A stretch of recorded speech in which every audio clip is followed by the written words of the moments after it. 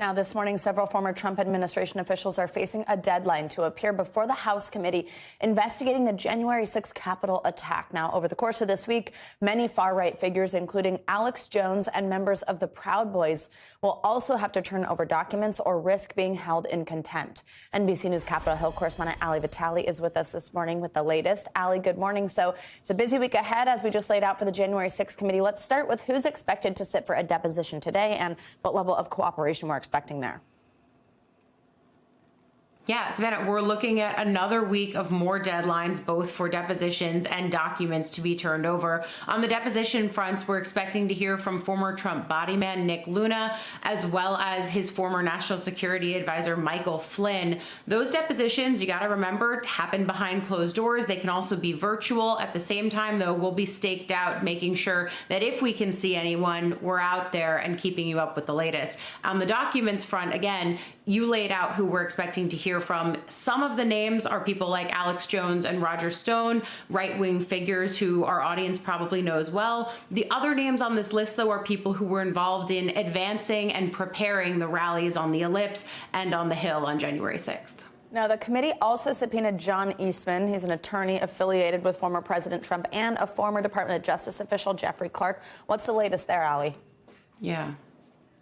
Yeah, when it comes to Eastman, you have to remember he is one of the Trump lawyers who wrote a memo effectively arguing that then Vice President Mike Pence could overturn the election results. Of course, that's not true, and that's not what Pence did. But Eastman went on to Steve Bannon's War Room podcast over the last few days and said that he's probably not going to comply with the committee's subpoena in terms of he expects to plead the fifth or potentially not show up. He used words like farce to describe the committee's work. So that sort of speaks to the tone and tenor of what's going on with Eastman. And then on the Jeffrey Clark front, he's a former DOJ official. He was supposed to meet with the committee for sort of a second chance on Saturday. He was someone who they had moved forward holding in contempt because he initially wasn't cooperating with the subpoena. And then just before the committee held that vote this week, Clark's attorney said he did want to come in. He wanted to be able to plead the fifth, but then they heard that he had a medical reason for not showing up. So this will come back around in about 2 weeks.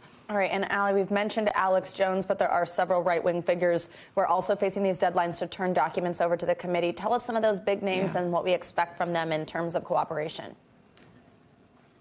Well, these are, again, people like the Proud Boys, the Oath Keepers, the far-right groups who we know had a role to play in the January 6th insurrection. And this is also where the committee's work sort of overlaps with some of the things we've seen from the Department of Justice on this. Some of these far-right leaders are actually already serving jail time for separate but somewhat related crimes. So they are already being prosecuted on the Department of Justice front of this, but now the January 6th committee trying to get the information from them in terms of what their role was potentially regarding the January 6th insurrection.